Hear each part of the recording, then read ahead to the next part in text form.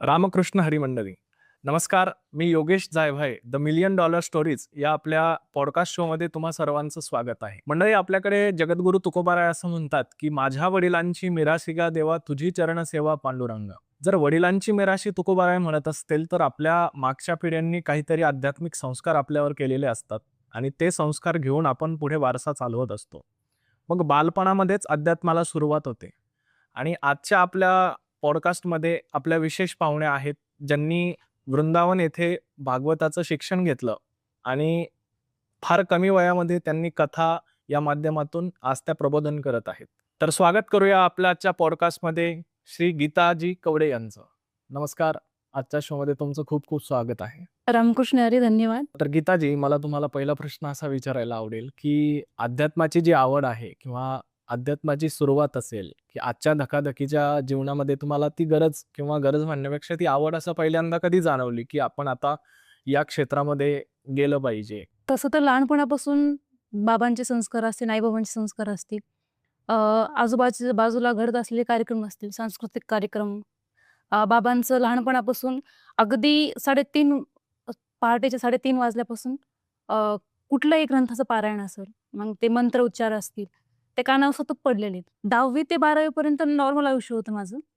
परंतु ज्यावेळेस मी ग्रॅज्युएशनसाठी ॲडमिशन घेतलं त्यावेळेस कुठेतरी मला दडपण आल्यासारखं वाटत होतं. म्हणजे असं होत होतं की मनातून कुठली तरी शांतता नाही. मग एक शांतता भेटेल म्हणून नवनाथांचं पारायण केलं आणि तिथं कुठेतरी थोडीशी शांतता भेटली आणि नंतर मला असं वाटलं की आपण याच्याही खोल गेलं पाहिजे. मग याच्याही खोल कसं, तर कीर्तन ऐकणं असेल, कथा ऐकणं असेल. त्यावेळेस माझे बाबा म्हटले की भगवंताच्या बालकथा ह्या वाचल्या पाहिजेत. तिथून मनाला शांतता भेटते. मग श्रीकृष्णांच्या बालकथा सगळ्यात जास्त जर कुठं वर्णन केलेले असतील तर ते श्रीमद भागवत महापुराण. बाबांना म्हटलं की मला भागवत शिकायचं आहे. बाबांनी कुठलाही विरोध न करता आईला माझ्यासोबत वृंदावनमध्ये पाठवलं आणि तिथं मला ज्यावेळेस मी अध्ययन करायला सुरुवात केली त्यावेळेस मला असं वाटलं की याच्या व्यतिरिक्त मला माझ्या मनाला शांतता कुठं भेटू शकत नाही. वा. तर मला अजून जोडून एक प्रश्न त्यालाच विचारायचा आहे की अध्ययन करण्यासाठी वृंदावन का निवडलं मग तुम्ही? असं बाकी क्षेत्रामध्ये पण नाही होत का आपल्याकडे? असं मला साधा प्रश्न विचारायचा आहे की वृंदावन का? तिथे का केलं जातं जास्त? मला असं वाटतं की एखाद्या घरातल्या व्यक्तीला जर जाणून घ्यायचं असेल तर ते घरामध्ये जाणं अत्यंत गरजेचं आहे. वा. मग भगवंत कुठे जन्म घेतला तर वृंदावनामध्ये. मथुरेमध्ये जन्म घेतला परंतु संपूर्ण बालपण जे आहे ते वृंदावनामध्ये गेलं त्यांचं. मग पायामध्ये कुठलीही चप्पल न घालता भगवंत तिथं खेळले आलेत. मग त्या भूमीमध्ये जर आपण गेलो आणि कुठून तरी त्यांच्या चरणाची धूळ आपल्याला लागल, या अनुषंगाने मी तिथं गेले आणि तिथं अध्ययन केलं. तर वृंदावनमध्ये आज आपण बघतो की वृंदावनच्या रील असतील किंवा बाकी सगळ्या गोष्टी, वृंदावन म्हणजे ज्यावेळेस सोशल मीडियामध्ये वृंदावनबद्दल अजून काही काही गोष्टी नवीन येतात, तर तुमचे स्पेशली तिथले काही अनुभव आहेत का वृंदावनमध्ये राहिल्यानंतर? की तिथल्या काही रहस्य कथा असतील किंवा वेगवेगळ्या गोष्टी? मी असं ऐकलंय तिथे निधिवन पण आहे, तर अशा काही गोष्टी सांगायला आवडतील का? तसं वृंदावनमध्ये अनेक कथा आहेत. निधिवन असेल, राधाकुंड असेल, कृष्णकुंड असेल, बन्सीवट, अनेक स्थान आहेत असे भगवंत तिथं सतत राहिले. परंतु निधिवनचं जर पाहायला गेलं तर निधिवनचं असं आहे की भगवंताने रासलीला जर करायची ज्यावेळेस ठरवलं त्यावेळी जे स्थान त्यांनी निवडलं ते निधिवन. निधिवनामध्ये असं म्हटलं जातं की ज्या गोपिका तिथं येऊ शकल्या नाहीत, घरातून प्रत्येकजण ज्यावेळेस भगवंताची बन्सी वाजली त्यावेळेस प्रत्येकजण घरातून निघायला लागले. त्यावेळेस काही गोपिकांचे जे पती होते त्यांनी म्हटले की तुझा नवरा मी आहे आणि तू तिथं जाऊ शकत नाहीस. स्वतःच्या नवऱ्याला सोडून तू तिथं जाऊ शकत नाही म्हणल्यानंतर त्या म्हणतात की जरी या देहाचा नवरा तू असला तरी आत्म्याचा नवरा तो आहे. मग जर तू तिथं जर मला पाठवू शकत नसशील तर मग आम्ही या देहाचा त्याग करू. जिथं त्यांनी देहाचा त्याग केला तिथं तुळस निर्माण झाली, तिथं तुळस उगवली. आजही बघितलं जातं की तिथं संध्याकाळच्या वेळी ना माकड राहतं. माकडं भरपूर आहेत वृंदावनामध्ये, वानर भरपूर आहेत, परंतु संध्याकाळच्या वेळी जसं जसं अंधार पडायला लागतो तसं तिथं साधी एक मुंगी सुद्धा राहत नाही. असं ऐकून आहे. आणि मुंगी सुद्धा राहत नाही. तर तिथून जर एखादं चुकून राहिलं तिथं, आपल्यासारखे काही जण असतात की नाही आम्ही पाहणारच तिथं नेमकं आजही काय होतं. आजही तिथं शृंगार ठेवला जातो, तिथं भोजन ठेवलं जातं, तांब्यामध्ये पाणी ठेवलं जातं. तर पहाटेच्या वेळी ज्यावेळेस ब्राह्मण जातात तर ते अर्धं पाणी संपलेलं असतं, अर्धं जेवण संपलेलं असतं आणि शृंगार जो आहे तो विस्कटलेला असतो. म्हणजे आजही भगवंत तिथे रासलीला करतात. तर एखादा व्यक्ती जर तिथं गेला आणि त्यांनी ते दृश्य पाहिलं तर तो वेडा होतो, नाहीतर तिथं त्याची समाधी लागून जाते. एक नवीन तिथं एक तुळस उगवलेली असते आणि तिथं त्याची समाधी लागून जाते असंही म्हटलं जातं. म्हणून तिथं जेवढ्याच तुळशी आहेत आणि तुळशी पण अशा आहेत की त्या ओळखू येत नाही, मोठ्या आहेत. हा. आपल्या इथं महाराष्ट्रामध्ये जर पाहिलं किंवा इतर कुठेही पाहिलं तुळस फार छोट्या आहेत. तर तिथं जी तुळस आहे ती त्याचं देठच मोठं असतं. अतिशय आपल्या डोक्यापेक्षा उंच तिथलच्या तुळशी आहेत. ते त्या तुळशी नसून ते संत आहेत, गोपिका आहेत, असं तिथलच्या संतांचं म्हणणं आहे. वृंदावनमध्ये तुम्ही भागवताचा अभ्यास केला, तर मला म्हणजे मुळात हाच प्रश्न विचारायचा आहे, की आपले प्रेक्षक बेसिक आहेत. तर भागवत म्हणजे काय? तुम्हाला काय वाटतं भागवत काय आहे? तेने वाङ्मयी मूर्ती प्रत्यक्ष वर्तते हरी. साक्षात भगवंताची वाङ्मयी प्रतिस्वरूपा. जसं आपण पाहतो की भगवंताचा विग्रह असतो. काही ठिकाणी दगडाचा असतो, काही ठिकाणी मातीचा असतो. तर भगवंताची साक्षात शब्दमयी मूर्ती म्हणजे श्रीमद भागवत महापुराण. साक्षात भगवंत. की भागवत म्हणजेच कृष्ण. हां. मग भागवत अभ्यास करत असताना मला असं विचारायचं, की म्हणजे भागवताचं असं काही विशिष्ट आहे का? त्याचा काही अधिकार आहे, की हा व्यक्ती भागवताचा अभ्यास करू शकतो? किंवा सुरुवातीला तुम्ही भागवत ज्यावेळेस शिकत होतात, त्यावेळेस काही अडचणी आल्या का? का नवीन जर कोणाला भागवत शिकायचं असेल, तर त्याने काय केलं पाहिजे? तसं तर अडचणी तर काही येत नाही. कारण की प्रत्येकाला अधिकार आहे संत चरित्र श्रवण करण्याचा, वाचन करण्याचा आणि भगवंताची कथा किंवा कुठलाही ग्रंथ संतांनी आपल्याकरता लिहून ठेवलेला आहे. त्यांनी अधिकार पाहून लिहून ठेवला नाही, की हाच फक्त वाचू शकतो किंवा पुरुषच वाचू शकतो किंवा स्त्रीच वाचू शकते. प्रत्येकजण याचा अधिकारी आहे आणि मला अशी तर कुठली अडचण नाही आली. आज बऱ्याच गुरुकुलांमध्ये भागवताचं अध्ययन केलं जातं. तर मला असं विचारायचं आहे, की एखाद्याला जर सुरुवातीपासून भागवत शिकायचं असेल किंवा त्या क्षेत्रामध्ये अध्ययन करायचं असेल, तर काय-काय अडचणी येऊ शकतात? किंवा त्याचे विशिष्ट नियम काय असतात? नियम जर पाहायला गेलं तर आपण जसे नियम आता मनुष्याने जे तयार केले आहेत ते नियम न पाहता संतांचे नियम जर पाहिले तर आपण फक्त वाचन करायचे आणि श्रवण करायचे गुरुच्या मुखातून. तर मला वैयक्तिक जर कधी अडचण आली तर माझे गुरु होतेच. त्यांना मी प्रश्न सहज कधीही जरी विचारला तरी ते माझ्या प्रश्नाचं उत्तर लगेच देऊन टाकायचे. भागवतामध्ये संस्कृत असेल, संस्कृतचा अभ्यास थोडा आधी झालेला होता. परंतु ज्यावेळेस मी शिक्षण घेण्यासाठी वृंदावनमध्ये गेले त्यावेळेस कुठलीच अडचण आली तर गुरु होतेच. त्यांना मी विचारायचे. तुमचे गुरु कोण होते तिथे वृंदावनमध्ये? श्री बालाजी महाराज.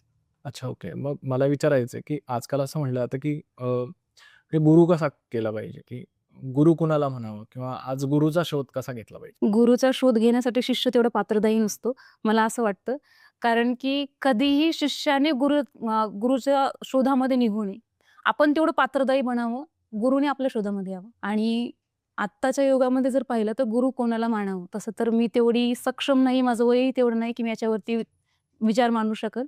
परंतु मला असं वाटतं, की आत्ताच्या युगामध्ये प्रथमतः ग्रंथांनाच गुरु मानावं. वाह! कारण की तुकोबांची गाथा असेल, ज्ञानेश्वर महाराजांची ज्ञानेश्वरी असेल, हे साक्षात तुकोबा आहेत. गाथा म्हणजे साक्षात तुकोबा आपल्या समोर आहेत, आपल्याला मार्गदर्शन करतात. ज्ञानेश्वरी म्हणजे साक्षात ज्ञानोबा आहेत, आपल्याला मार्गदर्शन करतात. तर मला असं वाटतं, की साक्षात जर ते आपल्या समोर असतील, तर आपल्याला इतरत्र भटकायची गरज नाही. भागवताबद्दल एक म्हटलं जातं, की भागवतामध्ये राधा-राणींचं नाव येत नाही.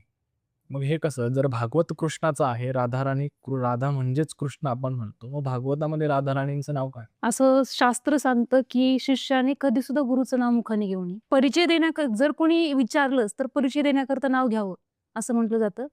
आणि याची कथा येते, की ज्यावेळेस गोलोकधामामध्ये श्रीमती राधाराणी शृंगार करत होते, त्यावेळेस त्यांना असं कानावरती ध्वनी पडला, की एक पोपटाचं पिल्लू आहे, ते सतत राधा, राधा, राधा, राधा म्हणतं. मग त्या जवळ गेला, त्याला हातामध्ये घेतलं, डोक्यावरतून हात फिरवला आणि म्हणाले, की "हे शुक, राधा ना वध, कृष्ण वध." एखाद्या प्रेमीला स्वतःचं नाव प्रिय नसतं, परंतु आपल्या प्रियतमाचं नाव प्रिय असतं. तसं श्रीमती राधाराणी म्हणतात, की "तू राधा नाम हे उच्चार करू नकोस, तू कृष्ण नाम म्हण. पृथ्वीवरती जा, त्या नामाचा प्रचार कर." श्रीमती राधाराणींनी त्या शुकाच्या पिल्लाला कृष्ण नामाची दीक्षा दिली. तेच शुकाचं पिल्लू पृथ्वीवरती ज्यावेळेस अवतरित होतात तेच शुकाचार्य. आणि त्याच शुकाचार्याने ज्यावेळेस राजा परीक्षितला साप्ताहिक कथा सांगतात, त्यावेळेस त्यांना कोणी विचारलं नाही, की तुमचे गुरु कोण आहेत? आणि त्यांनी कधी सांगितलं नाही, की माझे गुरु श्रीमती राधाराणी आहेत. एक दशमस्कंदामध्ये त्यांनी फक्त विशेष गोपी म्हणून वर्णन केलेलं आहे, परंतु नाव घेतलेलं नाही. कारण की शिष्याने कधी गुरुचं नाव मुखाने घेऊ नये. म्हणून शुकाचार्याने श्रीमद भागवत महापुराणामध्ये श्रीमती राधाराणीचं नाव घेतलं आहे. म्हणजे राधा-राणी भागवतामध्ये आहे, फक्त नामोल्लेख नाही. हां. शुकाचार्यांच्या जर गुरु आपण म्हटलं गेलं, तर राधा-राणी होतात. मग भागवतामध्ये विशेषतः वंदन कोणाला केलं आहे? विशेषतः वंदन सर्वप्रथम सच्चिदानंद रूपाय विश्वपत्याधेय तवे तापत्रय विनाशाय श्रीकृष्णाय वयम नमः म्हटलेलं आहे. परंतु हे महात्म्यामध्ये वर्णन केलेलं आहे. प्रथम स्कंद ज्यावेळेस वेदव्यासाने लिहिला, त्यावेळेस त्यांनी सत्याला वंदन केलं. सत्यम परमधीमहि. सत्य. हां, सत्याला वंदन आणि सत्याला विरोधी दुसरं कोणी नाही. सत्य केवळ एक असतो आणि सत्य परमात्मा आहे. बरोबर. म्हणून असंही आपण 2 दृष्टिकोनाने पाहू शकतो, की सत्य म्हणजे भगवंत. सच्चिदानंद रूप आहे सत्य, भगवंताला म्हटलेलं आहे. तर थोडक्यात त्यांनी भगवंतालाच वंदन केलेलं आहे. त्यांचं असं मला असं वाटतं, की त्यांनी कुणाचंही मन दुखवू नये. एखादा साधक असतो, कोणी शंकराचा साधक असतो, तर कोणी भगवान श्रीकृष्णांची पूजा करतं, तर कोणी कोणत्या देवीची पूजा करतं. कोणाला वाटेल, की आपण शंकर भगवंताची आराधना करतो, तर आपण भागवत का का वाचावं? बरोबर आहे. तर तो आपल्या मनामध्ये द्वेष निर्माण होऊ नये किंवा ती आपल्यामध्ये काय म्हणतात त्याला, पॉझिटिव्हनेस आजच्या काळात म्हणू शकतो आपल्या भक्ताबद्दल, आपल्या देवाबद्दल. की माझा भगवंत फार मोठा. हां. तर ते निर्माण होऊ नये म्हणून त्यांनी सत्याला वंदन केलं. सत्यम शिवम सुंदरम म्हणतो आपण. शिव आहे. हां. बरोबर आहे. आणि मला अजून एक विचारायचं आहे, की भागवत अभ्यास म्हणजे आजपर्यंत तुम्ही भागवत अभ्यासात आहे, अजूनही तुमचा अभ्यास सुरूच आहे. तर भागवतामधला एखादा भावलेला प्रसंग सांगा ना आम्हाला, की हा प्रसंग मला खूप जवळचा वाटतो. असा एखादा प्रसंग आहे का, की जो पुन्हा-पुन्हा वाचल्यानंतर तुम्हाला नवीन त्यातून काही भेटतं? तसे तर अनेक प्रसंग आहेत. भगवंताच्या बाललीला असतील, भगवंताच्या गोपिकांचा संवाद असेल, नारद गोपी संवाद असेल. अनेक कथा आहेत, परंतु त्यातील मला सगळ्यात जवळचा जर प्रसंग कोणता वाटत असेल आणि तो सतत मला ऐकावा वाटत असेल किंवा वाचनात घ्यावा असं वाटत असेल, तर नारद गोपी संवाद. ज्यावेळेस भगवंताच्या मस्तकामध्ये वेदना होऊ लागल्या, त्यावेळेस भगवंत म्हणतात, की "वैद्य बोलवा." द्वारकेमध्ये वैद्य शोधले, वैद्य आले, परंतु उपचार होऊनही वेदना काही थांबेना. त्यावेळेस भगवंताचे परमप्रिय भक्त देवर्षी नारदजी समोर आले, म्हणाले, की "देवा, मी तुमच्यासाठी काय करू?" भगवंत म्हणाले, की "माझ्या भक्ताच्या चरणाची धूळ माझ्या मस्तकाला लाव." देवर्षी नारदजी म्हणाले, की "तुम्ही अखंड ब्रह्मांड नायक आहात आणि तुमचा भक्त असा कुठला असेल, की स्वतःच्या पायाची धूळ तुमच्या मस्तकाला लावेल?" भगवंत म्हणतात, की "आहे." "कुठं जाऊ?" "ब्रजभूमीमध्ये जा." देवर्षी नारदजी म्हणतात, की "ब्रजभूमीमध्ये गेल्यानंतर गोपिका देतीलच की नाही? हा प्रश्न आहे देवा. मग मी जाऊ का नको?" भगवंत म्हणतात, "तू एकदा जाऊन तरी ये." द्वारकेमध्ये आता प्रचंड लोकं आहेत. भगवंताचे भक्त असतील, 16,108 भगवंताच्या पत्नी आहेत, 8 पटराणी आहेत. परंतु एकही भगवंताला चरणाची धूळ देईना. आता आपल्या चरणाची धूळ जर भगवंताच्या मस्तकाला लावली, तर आपण नरकात जाऊ. त्याचा दोष लागेल. हां. तर ही जी भावना होती ती प्रत्येकाच्या बुद्धीमध्ये देवर्षी नारदांच्या सुद्धा बुद्धीमध्ये ही संकल्पना आली, की आपल्या चरणाची जर धूळ त्यांच्या मस्तकाला लागली, तर मी नरकात जाईल. त्यावेळेस देवर्षी नारदजी वृंदावनामध्ये जातात आणि वृंदावनामध्ये गेल्यानंतर देवर्षींना गोपिकांनी पाहिलं. त्यावेळेस गोपिका म्हणतात, की "नारदा इथं कसं येणं येणं केलं?" दर्शन घेतलं आणि त्यावेळेस भगवंत म्हणतात, की "गोपींनो, भगवंत हे द्वारकेमध्ये आहेत." त्यावेळेस गोपिका म्हणतात, की "त्यांची तब्येत कशी आहे? ते कसे आहेत?" शेवटी प्रेमिका आहेत त्या. विरहामध्ये जगत जरी असले तरी क्षणाक्षणाला त्यांचं स्मरण सुरूच आहे. त्यावेळेस म्हणतात, की "माझा भगवंत कसा आहे? माझा कृष्ण कसा आहे?" त्यावेळेस नारद म्हणतात, की "त्यांच्या मस्तकामध्ये प्रचंड वेदना होते आणि त्यांच्या भक्ताच्या चरणाची धूळ देवाच्या मस्तकाला लावायची. तुम्ही तुमची पायाची धूळ देईल का?" त्यावेळेस देवर्षी नारदजींना गोपिका म्हणतात, की "द्वारकेमध्ये असं कोणी नव्हतं का, की स्वतःच्या चरणाची धूळ देवाच्या मस्तकाला लावेल? आम्हाला सोडून भगवंत तिथं गेले. तिथं कोणी असं नाही का त्यांच्यावरती प्रचंड प्रेम करेल?" भगवंत आता देवर्षी नारद जे जातीवंत वकील आहेत, ते म्हणाले, की आपली बाजू सावरून घेतली. ते म्हणतात, गोपींनो, तुम्ही वेड्यात. द्वारिका ही सोन्याची आहे, तिथं माती कशी बरं येईल?" त्यावेळेस गोपिका म्हणतात, की "ठीक आहे. द्वारकेमध्ये माती जरी नसली, तिथलच्या लोकांच्या चरणावर धूळ जरी नसली, तुम्ही तर संपूर्ण ब्रह्मांडामध्ये भ्रमण करतात, दर्शन घेतात, सत्संग करतात. तुमच्या पायाला नव्हती का धूळ? तुम्ही द्यायची." त्यावेळेस देवर्षी नारदजी म्हणतात, की "आता मी हारलो. यांच्यापुढे मी हारलो." त्यावेळेस देवर्षी नारदजी म्हणतात, "माझ्या चरणाची जर धूळ त्याच्या मस्तकाला लावली, तो अखंड ब्रह्मांड नायक आहे, संपूर्ण सृष्टीचा चालक, तर मी नरकात जाईल." त्यावेळेस गोपिका म्हणतात, की "नारदा, आम्ही आमच्या पायाची धूळ लगेच देऊ." तिथंच कचकच मातीमध्ये नाचल्या, तिथं पाट्या भरल्या देवर्षी नारदजींसमोर ठेवल्या आणि म्हणाल्या, की "नारदा, ही माती घेऊन जा." आणि एक गोष्ट सांगते तुम्हाला, की या माती पाट्यामध्ये जेवढी मातीची कण आहेत, तेवढे दिवस, तितकी वर्ष, तितकी जन्म नव्हे तर तितकी युग आम्ही नरकात कुचून संपलं तरी चालेल, पण आमचा कृष्ण बरा झाला पाहिजे. म्हणजे ही जी भावना होती भगवंताविषयी, की आमचं प्रेम कधीच देवावरचं कमी होणार नाही. आम्ही नरकात जरी गेलो तरी चालेल, परंतु ही धूळ देवाच्या मस्तकाला लावा. म्हणजे स्वतःला विसरून भगवंताला प्रथम ठेवणं, सगळं कृष्णमयी होतं त्यांच्यासाठी. मला हा प्रसंग फार जवळचा वाटतो. वाह! खूप सुंदर. आणि म्हणूनच वृंदावनची मातीचं जे महत्त्व आहे त्याचं उत्तर पण याच्यात आपल्याला मिळेल, की हां. वृंदावनची माती का मस्तकाला लावतात. हां. वाह! खूप सुंदर. मग भागवताचा आपण कालखंड पाहतो, की भागवत जी कथा असते ती 7 दिवस असते. मी आता हल्ली तर असं ऐकलं काही कथा 3-4 दिवसात पण करतात. तसं काही विशेषता आहे का, की भागवताचं पारायण असेल, कथा असेल, या त्याच कालखंडामध्ये केल्या पाहिजे? 7 दिवसच केली पाहिजे वगैरे? शुकाचार्यांनी 7 दिवस कथा सांगितलेली आहे आणि द्वेष नाहीये किंवा कुठला दोष लागत नाही आपल्याला, की 4 दिवस कथा केली, 3 दिवस कथा. शेवटी सत्संग आहे, कथा आहे भगवंताची. परंतु जो नियम पहिल्यापासून चालत आलेला आहे. आपला मृत्यू 7 दिवसामध्येच होणार आहे. जन्मसुद्धा 7 दिवसामध्ये झालेला आहे. तर 7 दिवसामध्ये ती कथा झाली पाहिजे. राजा परीक्षितला 7वा दिवस माहीत होता, की आपण या 7व्या दिवशी आपल्याला तक्षक नावाचा सर्प येणार आहे, आपला दंश करणार आहे आणि आपली मृत्यू होणार आहे. तसं आपल्याला माहीत नाही, की आपली मृत्यू कधी होणार आहे. म्हणून भागवतामध्ये सांगितलेलं आहे, की सदा सेव्या श्रीमती भागवती कथा. सतत भागवत ऐकायचं आहे आणि साप्ताहिक कथा याच करता आहे, की आपला जन्म 7 दिवसामध्ये झाला, मृत्यू 7 दिवसामध्ये होणार आहे. मग सतत जर ही कथा श्रवण करत राहिलं, तर आपली मुक्तीही निश्चित आहे. म्हणून 7 दिवसाची कथा शुकाचार्यांनी सांगितलेली आहे राजा परीक्षितला. म्हणून आजही ती परंपरा आपण प्रत्येक कथा आता आपण त्यांची वंशज म्हणायचं. आपण जर कथा करत असतो, तर आपण शुकाचार्यांची वंशज म्हणायचं. आपण त्यांची पिढी जी आहे ती धरलेली आहे. तर जे त्यांनी केलेलं आपल्याला तेच पुढे चालवायचं आहे.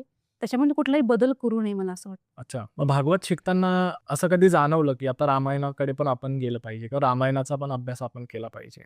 भागवतातून रामायणाची गोडी लागली, की नंतर रामायण स्वतः एक क्युरिओसिटी म्हणून तुम्ही शिकायला गेलात. रामायण कसं शिकलात? रामायण शिकताना सुरुवातीला माझे आदरणीय गुरु जे आहे ज्यांनी दीक्षा दिली, पंडित धीरेंद्र कृष्ण शास्त्री. ज्यावेळेस कृष्णशास्त्री बागेश्वरला. हां, बागेश्वरला. अच्छा. तर त्यांनी ज्यावेळेस भजन वगैरे म्हणायचे, तर ते हनुमंतरायाचे भक्त. मग ते सतत प्रभू श्रीरामचंद्राचं चिंतन असायचं. मग त्यावेळेस मी ज्यांच्यापाशी माझं अध्ययन केलं, माझे शिक्षा गुरु. त्यांना म्हटलं, की मला भागवतासोबत रामायण शिकता येईल का? ते म्हणले, "तुझा छंद आहे, तुझी आवड जर आहे, रुची आहे, तर ही तुझी रुची नाही, त्यांनी बोलून घेतलेलं आहे. मग तू हे जा अध्ययन कर." मग तिथून पुढं रामायणाचंही अध्ययन केलं आणि तिथून पुढे नंतर शिवमहापुराणाचंही अध्ययन केलं. मग मला अजून एक विचारायचं, भागवतामध्ये इतरही ग्रंथांचे काही रेफरन्सेस, संदर्भ आले आहेत का? शिवमहापुराणाचंही आलेलं आहे, भगवंताचा विवाह असेल, रामायणाचंही वर्णन आलेलं आहे, प्रभू श्रीरामचंद्राचा जन्म असेल, तिथून त्यांच्या पुढच्या लीला असतील, अनेक वर्णन आलेले आहेत. भगवंताचं 24 अवतारांचं पूर्ण वर्णन त्याच्यामध्ये आहे. मग मला हे विचारायचं आहे, की आता तुम्ही सांगितलं भागवतात मधला तुमचा आवडता प्रसंग सांगितला. रामायणामधील आहे का एखादा, की तो सांगायला आवडेल का? की रामायणामध्ये हा प्रसंग मला जवळचा वाटला. रामायणामध्ये तसं तर संपूर्ण रामचरित्रच जवळचं आहे आणि बरोबर. त्यातील जर एखादा प्रसंग निवडायला लावला, तर आजकाल लोकांना वाटतं की कैकेयी निंदनीय आहे. हो. परंतु कैकेयी माता वंदनीय आहेत. ज्यावेळेस प्रभू श्री रामचंद्र अगदी लहान होते, भगवंताच्या कमरेला साखळी बांधलेली आहे. भगवंत लहान लेकराला थोडी वस्त्र घालतात. तर शृंगार केलेला आहे, परंतु वस्त्र घातलेले म्हणजे भगवंत एवढे लहान आहेत. आणि 4ही भावंड अंगणामध्ये खेळतायत आणि त्यावेळेस कैकेयी माता प्रत्येकाला खाऊ घालते.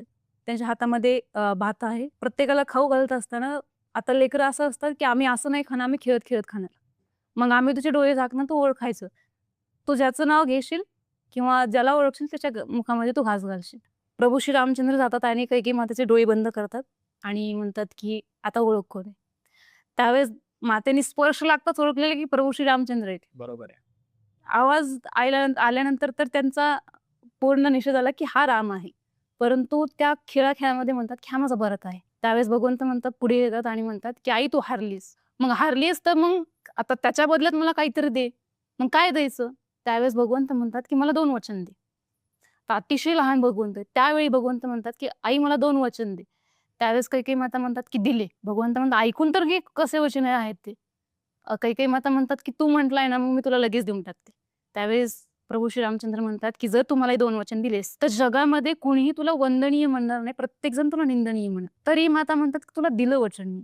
भगवंत म्हणतात, की आणखीन एकदा विचार कर, जर तू मला हे वचन दिलेस, तर तू या जन्मी विधवा सुद्धा होऊ शकतेस.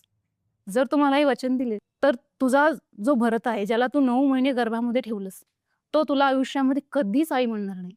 संपूर्ण रामचरित्र मानस वाचलं. ज्यावेळेस भगवंत वनवासाला गेले, तिथून पुढे भरतजीने कधीच कैकेयी मातेला आई म्हणून आवाजला नाही. तर प्रत्येक वेळी म्हणायचे, की महाराणी. त्यावेळेस कैकेयी माता म्हणतात, की तुला पाहिजे ना, जर मी या जन्मामध्ये विधवा झाले, तर याचं कारण असंही असू शकतं, की बाकीच्यांचा जो सुहाग आहे किंवा बाकीच्यांचे जे नवरे आहेत ते वाचतील. मग मी विधवा व्हायला सुद्धा तयार आहे. तू स्वतःसाठी नाही तर जगासाठी मागशील. मग तुला देते मी वचन. त्यावेळेस भगवंत म्हणतात, की तुम्हाला पहिलं वचन दे, की भरताला गादीवरती बसवायचं. माझा जो भरत आहे त्याला गादीवरती बसवायचं राज्यतिलकाच्या वेळी आणि मला वनवासाला पाठवायचं. त्यावेळेस कैकेयी माता प्रभू श्रीरामांनी कैकेयी मातेला सांगितलं. हां.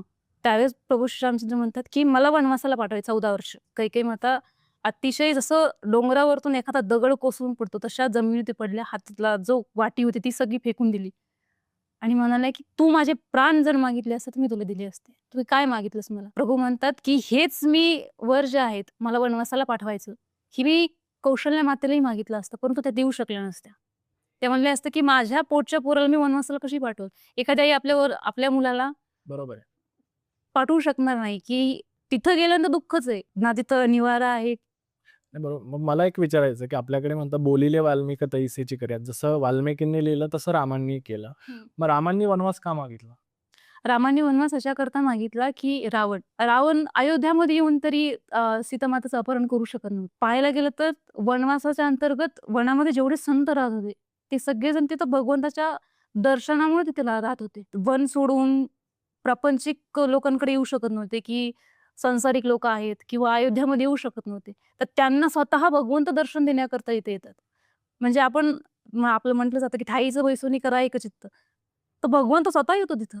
तर त्यांना दर्शन देण्यासाठी भगवंत स्वतः तिथं जाण्यासाठी तो त्यांनी नियोजन केलं मला असं वाटतं. अच्छा, वनवासात जे ऋषी बसलेले आहेत हां, त्या तर वनामध्ये त्यांना दर्शन त्यांचंही दर्शन किंवा त्यांच्या चरित्राबद्दलही जगाला कळावं या हां. संदर्भाने म्हणता येईल आपल्याला. वाह! खूप सुंदर. मग तेच ज्यावेळेस आपण रामायणाचं हे करतो, रामायणामध्ये सुंदरकांड नावाचा एक प्रकार येतो किंवा एक चॅप्टर आपण म्हणतो. हं. सुंदरकांड काय आहे ते? सुंदर का म्हटलं गेलं त्याला? सुंदरकांड याच्यामध्येच हनुमंतरायाचं चरित्र सगळं सांगितलं गेलेलं आहे.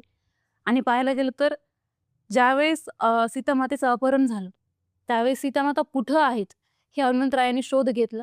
अशोक वाटिकेमध्ये माता बसलेल्या आहेत. त्यांना जाऊन सांगितलं, की तुम्हाला घेण्यासाठी प्रभू श्री रामचंद्र येतायत. आणि तोच निरोप घेऊन हनुमंतराय ज्यावेळेस प्रभू श्री रामचंद्राकडे येतात आणि म्हणतात, की माता इथं आहेत आणि आपल्याला तिकडे जायचंय. तर हा जो सुंदर निरोप एकमेकांना सांगितलेला आहे, तो लोकांपर्यंत पोहोचला असेल. या सुंदरकांडामध्ये मातेने हनुमंतरायाला वरदान देतात, की अष्टसिद्धी नवनिधी दाता. तू अष्टसिद्धी प्रदान करू शकतो. मुख्यतः अष्टसिद्धी सांगितलेलं अंजनी आहे. माता देतात का वरदान? नाही, जानकी माता. अच्छा. असं बरं दीन जानकी माता असं वर्णन केलेलं आहे तुलसीदासजीने हनुमान चालीसामध्ये. तर हेच जे वरदान आहे ते हनुमंतरायाला दिलं. तर मुख्यतः 8 जे सिद्धी आहेत ते प्रदान करतात. त्यांच्याकडे तशा अनेको सिद्धी आहेत. परंतु ह्या 8 सिद्ध्या प्रमुख देऊ शकतात. अनेक वरदान त्यांना भेटली. मातेचं प्रथम दर्शन झालं. म्हणून मला असं वाटतं, की सुंदरकांडाला सुंदर असं म्हटलं जातं. वाह! रामायणाबद्दल आता आपण चर्चा केली. आपण आता परत भागवताकडे येऊया, की ज्यावेळेस भगवान श्रीकृष्णांचा जन्म होतो आणि वसुदेव त्यांना मथुरेतून गोकुळाकडे घेऊन जातात. तर त्यानंतर तेच वसुदेव वैराग्य धारण करतात. तर त्याबद्दल तुम्ही काय सांगाल? सर्वप्रथम तर वसुदेवजी त्रिकालदर्शी होते. भगवंताला ज्यावेळेस गोकुळामध्ये आणून सोडलं, योगमायेला घेऊन येतात. योगमायेला घेऊन आल्यानंतर अगदी 6 दिवसानंतर नंदबाबा त्यांचं दर्शन कंस मामाचं कर देण्यासाठी घेऊन जातात. त्यावेळेस त्यांचं कर कंस मामा क्षमा करतात, की "हे तुम्ही परत घेऊन जा. तुम्हाला एवढ्या वर्षानंतर तुमच्या घरी बालक आलेलं आहे." त्यावेळेस वसुदेवजी म्हणतात, की आपण नंदबाबांना भेटलं पाहिजे. मग ते एकमेकांना भेटतात. तसं तर ते दोघं भाऊ-भाऊच होते असं म्हटलं जातं. ते गळाभेट घेतात. परंतु त्यावेळेस वसुदेवजी म्हणतात, की "तुझं खूप-खूप अभिनंदन. तुझ्या घरी एवढ्या वर्षानंतर बालक आलेलं आहे." त्यावेळेस नंदबाबा म्हणतात, स्वतःचे एवढे मोठे पुत्र मेले तरी सुद्धा माझ्या आनंदामध्ये आनंद मानतात." म्हणजे किती इथे ते ते दयाळू आहेत. नामदेवरायांचं एक प्रमाण मला आठवतं, की "धन्य त्याचे ज्ञान न करीच शोक, वधिता बालक नामा म्हणे." हे वसुदेवांना दुःख होत नव्हतं, हे पण त्यांच्या बाबतीत एक म्हटलं जातं. हां, कारण की त्यांना माहीत होतं, की आपलाच पुत्र त्यांच्या घरी आता वाढणार आहे. तर त्यावेळेस ते म्हणतात, की "तुम्ही जावा, तुमच्या बालकावरती संकट येणार आहे." त्यांना माहीत होतं, की पूतना जाणार आहे आता देवाला मारण्यासाठी स्तनामध्ये कालकूट नावाचं विष घालून. तर ते सांगतात, की "तुम्ही जावा, तिथं संकट येणार आहे." मग ते त्रिकालदर्शी होते, त्यांना सगळं माहीत होतं. परंतु ज्यावेळेस भगवंत परत कंस नावाचा वध झाल्यानंतर ज्यावेळेस वसुदेवजींना, देवकी मातांना कारागृहामधून मुक्त करतात, त्यावेळेस ते त्यांना मथुरेमधून द्वारकेमध्ये घेऊन जातात. द्वारका निर्माण केली सोन्याची. त्यावेळेस द्वारकेमध्ये गेल्यानंतर ते सगळं आनंद वगैरे सगळं पाहतात. मग त्यांचे भगवंताने पुत्र जेवढे मारले गेले 6 पुत्रांचं दर्शन करून घेतात. परंतु त्याच्यानंतर ज्यावेळेस वैराग्य धारण करायचं, त्यावेळेस भगवंत म्हणतात, की आता माझी जाण्याची वेळ आलेली आहे आणि यांना वैराग्य जर धारण करून द्यायचं असेल, तर हे सामर्थ्य जर कोणामध्ये असेल तर देवर्षी नारदजी. मग देवर्षी नारदजी येतात आणि संपूर्ण ज्ञान प्रदान करतात, की भगवंत कोण आहे नेमकं? ते अविनाशी आहेत.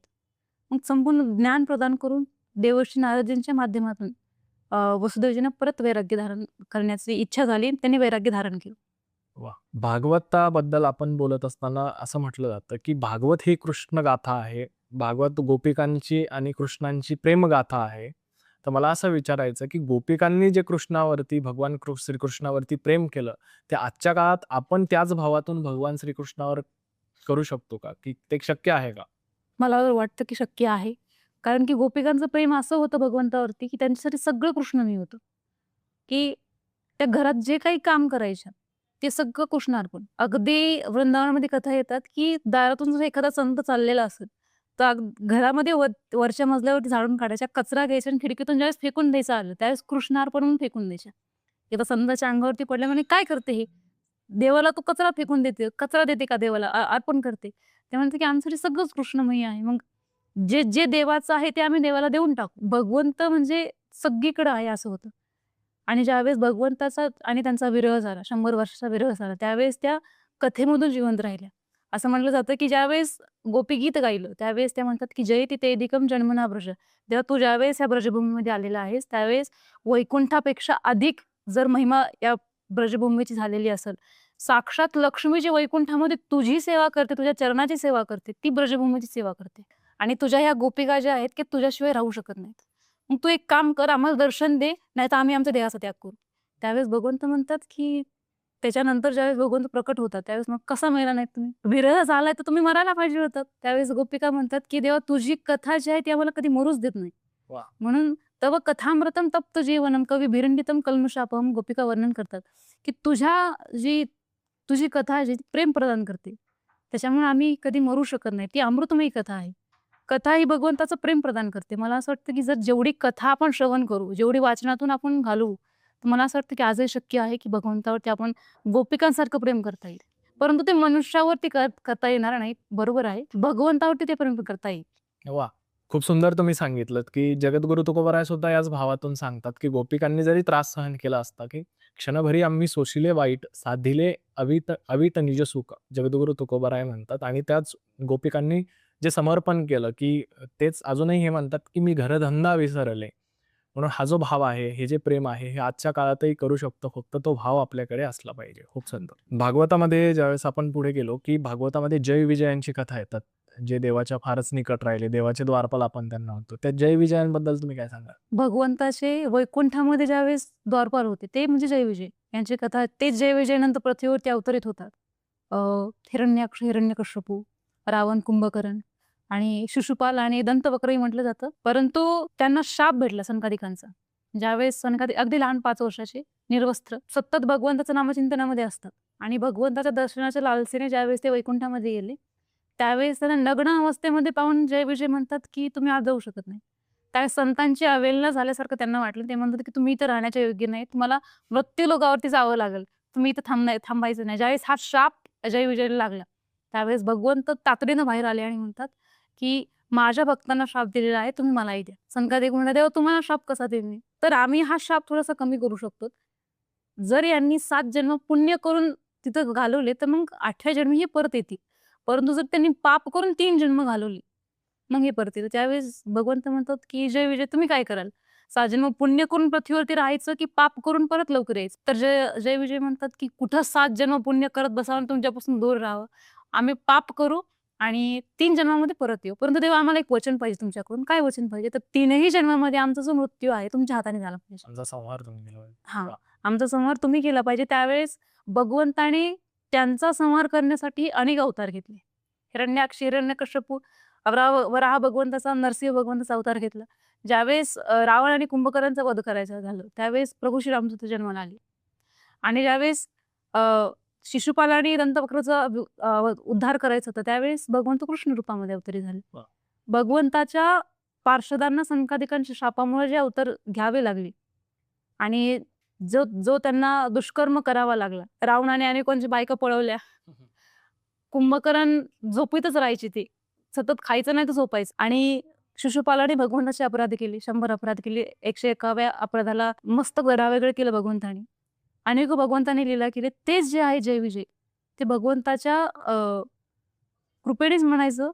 त्यांचा नंतर उद्धार झाला, पृथ्वीवरती अवतरित झाले. तर मग भागवतामध्ये आपण बघतो की भागवतामध्ये शरणागती, समर्पण या गोष्टींवर वारंवार बोललं गेलं. तर शरणागती आणि समर्पण म्हणजे काय? भागवताची शरणागती ही वारंवार घ्या सांगितलं जातं. कारण श्रीमद भागवत महापुराण हे भक्ती, प्रेम हे प्रदान करणार आहे. नव्हे नव्हे तर भगवंताला प्रदान करणार आहे, की याची जर कथा आपण श्रवण केली, याला जर भागवताला जर शरणागती केलं, तर साक्षात भगवंत आपल्याला प्राप्त होऊ शकतात. आणि मला असं वाटतं, की भागवत फक्त भगवंतालाच प्राप्त करून देत नाही, तर स्वतःची ओळख सुद्धा करून देतं. त्याच्यामध्ये सृष्टी वर्णन असेल, अनेको कथा आहेत जी की स्वतःची ओळख करून देतात. आचार्य जगद्गुरू शंकराचार्य म्हणून गेले, की कोहम कथमिदं जातं कोवये कर्तास्य विद्यते. शरीराची निद्रिस्त अवस्था संपवणं हे काही फार गरजेचं नाहीये, परंतु जी मनाची निद्रिस्त अवस्था झालेली आहे, ती संपवणं फार गरजेचं आहे. वा. मग ही निद्रिस्त अवस्था कोण संपवू शकतं? तर श्रीमद भागवत महापुराण. स्वतःची ओळख भागवत करून देतं. म्हणून मला असं वाटतं, की श्रीमद भागवत महापुराणाच्या शरणागती जावं. आणि समर्पणाचं जर पाहायला गेलं, तर प्रेम कसं असतं, भक्ती कशी असते, याचा जो समर्पित भाव जो आहे, याचा दृष्टांत, सगळ्यात मोठा दृष्टांत जर पाहायला गेला तर भागवतामध्ये मध्ये आहे. एक प्रश्न विचारायचा आहे की भगवंतावर प्रेम करणं म्हणजेच भक्ती आहे का? मला तर वाटतं, की भगवंतावरती प्रेम करणं म्हणजेच भक्ती. कारण भक्तीचा पाया म्हणजेच प्रेम. वाह! प्रेमाशिवाय भक्ती होऊच शकत नाही. गोस्वामी तुलसीदासजी रामचरितमानसमध्ये वर्णन करतात, की "जानु बिनु होई नाही परतीती, बिनु परतीती होई नाही प्रीती." जोपर्यंत देवावरती प्रेम करत नाही, तोपर्यंत भगवंताशी जो भक्तीचा प्रकार आहे ते समजणार. 9दा भक्ती आहे ती समजणारच नाही. जर भावच नसेल, किती पूजापाठ केला काय फरक पडणार आहे? एखाद्या दगडाची जरी आपण पूजा केली, पण भावच नाही, देव प्रकट होणार नाही. भाव बदया करे रवी ना करे. हां. तर तो भाव, प्रेम असणं फार गरजेचं आहे. मला असं वाटतं, की भक्ती आणि प्रेम एकच आहे. गीताजी, आता आपण भागवताबद्दल चर्चा केली, रामायणाबद्दल चर्चा केली. तो वारकरी संप्रदायामध्ये अनेक संत चरित्र कथा आहे. तर त्या संत चरित्रामधील असा एखादा प्रसंग, अशी कथा आहे का जी तुम्हाला आज आपल्या या माध्यमातून सांगायला आवडेल किंवा ज्याच्यावर चर्चा करायला आवडेल? संत सावतामाळी. संत सावता महाराज. हं. ओके. तर त्यांच्याविषयी मला सांगायला आवडेल, कारण की त्यांचा प्रसंग जो आहे, त्यांचं चरित्र जे आहे ते मला फार आवडतं. ज्यावेळेस त्यांनी याची कथा येते, की पंढरपूरमध्ये रुक्मिणी माता आणि विठ्ठल परमात्मा ज्यावेळेस त्यांचं संभाषण सुरू होतं, रुक्मिणी माता म्हणतात, की "का हो एवढी गर्दी, अल्लोड गर्दी आहे पंढरपुरामध्ये तुमचं दर्शन करण्यासाठी? हे सगळे पंढरपूरचे आता दर्शनाला आलेले भक्त वैकुंठात येणार आहेत का?" भगवंत म्हणे, "नाही गं, इथे येणारे सगळेजण आगळे-वेगळे भक्त आहेत. कुणी हौशी, नवशी, गवशी. इथं प्रत्येकजण येणार थोडी मला मागतं. याचं ₹5 अगरबत्ती लावायची आणि संपूर्ण सृष्टी मागायची, असा प्रसंग आहे यांचा. तर मग तुमच्याकडं वैकुंठामध्ये कोण येईल? असं कोणी आहे का जे की कधी पंढरपूरमध्ये आलंही नाही आणि तुम्ही त्याला घेऊन जाऊ इच्छिता? तर आहे ना. तर कोण? तर म्हणतात की सांगायचं कशाला, तुला घेऊन चल. मग घेऊन चलतो म्हणल्यानंतर भगवंत रुक्मिणी मातेला घेऊन ज्यावेळेस सावतबांच्या रानामध्ये आले, गावाकडचा शब्द आहे की बांध. बांध. बांधावरती भगवंत उभे राहिले आणि रुक्मिणी माता म्हणतात, की "कुठे तुमचा भक्त?" तर म्हणतात, की बघायचं कशाला, ते बघ समोर बसलेलं आहे.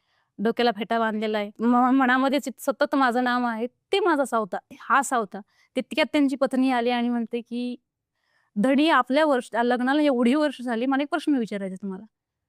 परंतु मी विचारू म्हणते, परंतु हचकते, थोडीशी थांबते, विचारू की नाही अशी म्हणते. सावता महाराजांची पत्नी म्हणते. हां, सावतोबा म्हणतात, की "अगं त्याला काय एवढा विचार करते? विचार की तुला काय विचारायचंय?" त्यावेळेस सावतोबांना त्यांची पत्नी म्हणते, "तुम्ही एवढी विठ्ठलाची भक्ती करता, तर मग तुम्ही कधी पंढरपूरला का गेला नाही? तुम्हाला असं वाटत नाही की विठ्ठलाचं दर्शन करावं, त्यांच्या चरणावरती आपलं मस्तक ठेवावं, असं कधी वाटत नाही का?" त्यावेळेस सावतोबा म्हणतात, की "तुला उत्तर देतो. आधी मला जेवण करू दे." मग जेवण झाल्यानंतर सावतोबा म्हणतात, की "चल तुला मी त्याचं उत्तर सांगतो." सावतोबांच्या पत्नीला घेऊन येतात आणि बैलावरती हात मारतात. म्हणतात, की "हा माझा भगवंत आहे, हा माझा विठ्ठल आहे. शेत विठ्ठल आहे. बैल विठ्ठल, शेत विठ्ठल, विश्व विठ्ठल घे" म्हणून सावतोबा वर्णन करतात, की ईश्वर सर्व भूताना, सगळ्या सृष्टीमध्ये माझा ईश्वर बसलेला आहे. म्हणून मला असं वाटत नाही, की माझं हे शेत सोडून मी तिकडे जावं. इतक्यात त्यांची मुलगी येते. कांदा, मुळा, भाजी अवघी विठाबाई. हां, तर तितक्यात त्यांची मुलगी येते आणि म्हणते, की "बाबा, माझ्या ज्या मैत्रिणी आहेत, ती ठकी, ती छमी", आता लहान लेकराचं बोलणं असतं, की त्या सगळ्या पंढरपूरला चालेल, चल ना आपण पण जाऊया. आता सावतोबा म्हणतात, की पत्नीला तर सांगितलं, की ईश्वर सर्वभूतानां, आता लेकराला काय सांगायचं, अधिकारतेचा करू उपदेश. तर हिला पटलंही पाहिजे. त्यावेळेस ते म्हणतात, की सावतोबा म्हणतात, की "अगं, जो विठ्ठल परमात्मा आहे, ते आपलं या शेत जे आहे ते त्याचं आहे. आपण त्याचे एक कामगार आहोत." वाह! मग त्यावेळेस ते म्हणते, की "आपला मालक विठ्ठल आहे." हे मला तर माहीतच नव्हतं. आता मी सगळ्या मैत्रिणीमध्ये जाऊन सांगितलं असतं की आमच्या मळ्याचा मालक जो आहे तो विठ्ठल परमात्मा आहे. मला तुम्ही आधी का सांगितलं नाही? त्यावेळेस भगवंत म्हणतात, की "अगं, तुला सांगायचं विसरून गेलं. मग ती म्हणते की जर आपल्या मळ्याचा मालक विठ्ठल आहे, पण तो कधी इथं आला का नाही? त्याने कधी खंडणी का वसूल केली नाही? त्यांनी का आपला वाटा का मागितला नाही? सावतो म्हणतात की भगवंत आला नाही म्हणून काय झालं? एक काम कर, तू बोलव. तू बोलव म्हणल्यानंतर ह्या पोरीनं सगळं मनावरती घेतलं. अगदी नवमीच्या दिवशी मनामध्ये संकल्प केला की जोपर्यंत विठ्ठल परमात्मा मळ्यामध्ये येत नाही, तोपर्यंत मी माझ्या गळ्यामध्ये मुखामध्ये पाण्याचा थेंबही घेणार नाही. जोपर्यंत भगवंताचं दर्शन मला होत नाही तोपर्यंत. मग ज्यावेळेस हा संकल्प केला त्यावेळेस शेतामध्ये गेली आणि पेंड्या घेतल्या आणि परकाराचा जो लहानपणी आता परकर घातलं जातं पूर्वी, तर त्यावेळेस त्यांनी परकाराचा ओचा खवला आणि त्याच्यामध्ये त्या पेंड्या घेतल्या आणि वाटेत येऊन थांबली. दिंड्या चालल्या होत्या. त्यावेळेस वाटेत येऊन थांबली आणि काय आता वारकरी काही जण असं असतात, की लेकराचा भाव समजून घेत नाहीत. ते फार मोठी गोष्ट बोलायला लागले, परंतु समोरच्याचा भाव कठोर हृदय असतं. तर ती वाटेत तशीच थांबली आणि प्रत्येकाला म्हणायची, "का हो दादा, तुम्ही पंढरपूरला चाललात?" तर ते म्हणायचे, "काय आहे काम तुझं? बाप तर कधी पंढरपूरला जात नाही, मध्येच येऊन थांबले." हो पलीकडे म्हणून ढकलून दिलं. त्यावेळेस ती म्हणते, की "अहो दादा, ही जी भाजी आहे ना आमच्या मळ्यातली आणि आमची ही भाजी ना त्या विठ्ठलाला द्यायची. तो मालक आहे आमचा. मग एवढी भाजी पोहोच कराल का?" तर ती भाजी पोहोच केली नाही, त्याने ढकलून दिलं. मग त्यावेळेस सावतो म्हणतात, की लेकरामध्ये विठ्ठल दिसला नाही तर विठेवरती कसा दिसणार आहे? वाह! त्यावेळेस सावतो देवापुढे हात जोडतात, की "देवा तू माझ्या मुखातून बोलून गेलास, की विठ्ठल येईल. आता तुला यावं लागेल." त्यावेळेस भगवंत स्वतः वारकऱ्याचं रूप धारण करतात आणि तिची भाजी घेऊन मंदिरात जातात. पुन्हा नंतर तिला दर्शन देण्याकरता येतात. असंही म्हटलं जातं ना, की ज्यावेळेस भगवंत तिला दर्शन देण्याकरता येते त्यावेळेस माऊली, नामदेव महाराज नामदेव महाराज त्या वाटेने जातात. त्या वाटेने जात असतात. मग नंतर लपायला जागाच मागितली. सावतोबाने आपलं हृदयाची जागा दिली. तर मला हा प्रसंग फार आवडतो वाह! वारकरी संप्रदायामध्ये. म्हणजे जवळचा डोळ्यात वाटतो. पाणी येण्यासारखा प्रसंग आहे, भावनिक प्रसंग आहे. हां. सावता महाराजांबद्दल म्हटलं जातं, की देव सुद्धा सावता महाराजांची वारी करतात. धन्य ते अरण रत्नाची ते खाण, हां. जन्मला निधान सावता तो. खूप सुंदर तुम्ही प्रसंग सांगितला. भगवान श्रीकृष्णाचं जर आपण चरित्र पाहिलं, तर भगवान श्रीकृष्णांच्या जवळ ज्या वस्तू होत्या, जवळ जी लोकं होती, त्यामध्ये अजून एक आहे, की बासरी त्यांच्या सतत जवळ असायची. बन्सी ज्याला म्हणतो. त्या बन्सीची काही कथा आहे का? की त्या बासरीबद्दल काही विशेष आहे का? बन्सी हा खरं रामायणाचा प्रसंग म्हणावा लागेल. कारण की याचा संबंध जो आहे तो रामायणाशी जुळलेला आहे. ज्यावेळेस भगवंत रामायणामध्ये रावणाचा वध करतात. त्यावेळी रामसेतू ज्यावेळेस बांधायचे होते, त्यावेळेस दगड गोळा करायला सुरू होते. त्यावेळेस हनुमंतराय बाकी सगळे वानर सेना होते. त्यावेळेस हनुमंतराय ज्यावेळेस दगड गोळा करायला लागले, त्यावेळेस वनामध्ये गेले आणि तिथं जेवढे संत होते, त्यांना म्हणाले, की "तुम्ही इथंच थांबा, इथंच हलू नका, कारण की याच रस्त्याने भगवंत जाणार आहेत." मग ज्यावेळेस त्या संतांना सांगितलं, की "इथून हलू नका." आणि राम सेतू बांधला, रावणाचा वध झाला. परंतु नंदीग्राममध्ये जे भरतजी बसलेले होते, ते म्हणतात, की 14 वर्ष पूर्ण झालेली आहेत. एकही क्षणाचा जर विलंब देवाने केला, तर इथंच मी माझा प्राण सोडेल. तर हे भगवंताला समजलं, की माझा भरत प्राण सोडेल म्हणून. त्यावेळेस बिभीषणजींना म्हणतात, की मला काहीतरी उपाय सांगा किंवा तुमच्याकडे एखादं साधन असेल, तर मला तिकडे पोहोच करा. त्यावेळेस भगवंत लवकर तिकडे जाणे पुष्पक वाहनामध्ये जातात. त्या संतांचं दर्शन राहून जातं. त्यावेळेस हनुमंतरायाला ते संत म्हणतात, की तुम्ही आम्हाला वचन दिलं होतं, की देवाचं दर्शन तुम्ही करून द्याल. तुम्ही ते दर्शन करून दिलं नाही. मग आता तुम्ही काय बोलाल याच्यावरती? त्यावेळेस हनुमंतराय म्हणतात, की काळजी करू नका. द्वापरामध्ये ज्यावेळेस भगवंत पुन्हा अवतार घेतील, त्यावेळेस तुम्हाला जे परत बोलवायचं काम आहे ते माझ्याकडे असेल. मग तेच हनुमंतराय ज्यावेळेस भगवंतापुढं बासरीच्या रूपामध्ये प्रकट होतात आणि असंही म्हटलं जातं, की राम अवतारामध्ये हनुमंतराय सतत कामामध्ये व्यस्त आहे. रामसेतू असेल, लंका दहन असेल, सीतामातेचा शोध असेल, अनेको कामं त्यांनी केली. परंतु भगवंताच्या सानिध्यामध्ये राहता आलं नाही. त्यावेळेस भगवंताला हनुमंतराय म्हणतात, "एवढी सगळी कामं तुमची केली आम्ही, मला तुम्ही जवळच का ठेवलं नाही?" त्यावेळेस भगवंत म्हणतात, की "द्वापरामध्ये मी तुला एवढं जवळ ठेवलं, की माझ्या ओठाला लावून ठेवलं." मग तेच हनुमंतराय बासरीच्या रूपामध्ये द्वापरामध्ये प्रकट होतात आणि बासरीच्या धुनामध्ये गोपिकांना, त्याच संतांना, जे संत वनामध्ये थांबले होते देवाच्या दर्शनाच्या लालसेने, तेच संत ब्रजभूमीमध्ये गोपिका म्हणून अवतरित होतात आणि त्याच संतांना, त्या गोपिकांना बोलवण्याचं काम जे आहे, ते बासरीच्या ध्वनीच्या माध्यमातून हनुमंतराय करतात. वाह! खूप सुंदर. गीताजी वृंदावनमध्ये तुम्ही राहिलात किंवा अध्ययन केलं, तर वृंदावनमध्ये तुम्हाला वैयक्तिक असा काही अनुभव आलाय की लोकांना वेगवेगळ्या रहस्यमय गोष्टींचे अनुभव येतात किंवा असं देवाचं अस्तित्व तिथं सारखं जाणवत असतं असं म्हणतात, की बऱ्याच भक्तांना त्याचे अनुभव आहेत किंवा असा तुम्हाला वैयक्तिक आयुष्यामध्ये काही अनुभव आहे की वृंदावनमध्ये मला ही गोष्ट आहे जी मी कधी विसरणार नाही? अशा अनेक आहेत, परंतु जे एक मुख्य मला जो प्रसंग माझ्यासोबत घडला, तो मी आयुष्यात कधीच विसरू शकत नाही. साधारणतः आम्ही संध्याकाळी 9 वाजता माझी आई, मी ज्यावेळेस परिक्रमा करायला सुरुवात केली. आमच्यासोबत भरपूर जण होते आणखीन. तर ज्यावेळेस परिक्रमा गोवर्धन पर्वताची सुरू केली, त्यावेळेस साधारणतः पहाटेच्या 3:30 वाजता ब्रह्ममुहूर्तामध्ये आम्ही कृष्णकुंड आणि राधाकुंडाचं दर्शन घेण्यासाठी तिथे थांबलो. आणि संध्याकाळची वेळ थोडीशी लाईट होत्या, परंतु अ, पाणीही काळं असतं, पूर्ण अंधार होता आणि माझी आई म्हटली, की "आपण तुझा फोटो काढूया." तर माझे बाबा कधी तेव्हा तिकडे गेलेले नव्हते, तर बाबांना फोटो पाठवण्यासाठी फोटो काढूया. मला असं पाण्याकडे पाठ करून उभं राहायला सांगितलं. तर तितक्यात एक महिला आली आणि तिचा हात जो आहे का माझ्या खांद्याला लागला. तो जो खांद्याला हात लागला, की तशी उलटी मी पाठीमागं पडली. तर लहानपणापासून मला पोहता येत नाही. आजही मला पोहता येत नाही. तर ज्यावेळेस मी पाण्यामध्ये पडले, त्यावेळेस 1-2 वेळा मी खाली बुडले. पण कुंडामध्ये? हां, त्या पाण्यामध्ये, त्या कुंडामध्ये. परंतु ज्यावेळेस तिसरी डुबकी लागायची, त्यावेळेस त्या राधाकुंडामध्ये मला एक हात दिसले एक स्त्रीचे. पण ते ज्यावेळेस हात दिसले, त्यावेळेस परत मी खाली बुडले नाही आणि श्वास घेताना समजत नव्हतं परंतु काही. ते जे हात मला दिसले होते, ते हात मला आजही दिसतात, की मला असं वाटतं, की तो आशीर्वाद होता, की तुला मी काही होऊ देणार नाही. वाह! श्रीमती राधाराणीचा आशीर्वाद होता, की तुला आत्ताही मी काही होऊ देत नाही, पुढेही काही होऊ देणार नाही. मला असं वाटतं, की तिथं बोलवण्याचं कारण पण तिचंच असेल, की तुला मी पुढं काहीतरी करून घेऊ इच्छिते. म्हणून त्यांनी मला बोलावून घेतलं आणि मला काहीही होऊ दिलं नाही. म्हणून मला तो प्रसंग फार जवळचा वाटतो आणि तो मी कधी विसरू शकत नाही. वाह! मागे पुढे उभा राहे सांभाळीत, आलिया आघात निवाराया. जगद्गुरू तुकोबाराय म्हणतात. मंडळी, आपल्याकडे असं म्हटलं जातं, की अध्यात्म हे आपल्याला आपलीच ओळख करून देत असतं. ज्यावेळेस आपण देवाला जाणायला लागतो, त्यावेळेस आपण स्वतःलाच जाणत असतो. तर आपण आजच्या पॉडकास्टमध्ये बघितलं, की वेगवेगळे अनुभव ऐकले. एवढ्या कमी वयामध्ये त्यांनी त्यांचा प्रवासही सांगितला किंवा वेगवेगळ्या कथाही आपण त्या अनुषंगाने ऐकल्या. तर मला असं वाटतं, की प्रत्येकाने अध्यात्माकडे यावं की नाही हा ज्याचा त्याचा वैयक्तिक जरी प्रश्न असला, पण येणाऱ्या पिढीसाठी संस्कार किती महत्त्वाचे आहे, हे अशा लोकांच्या माध्यमातून आपल्याला कळतं.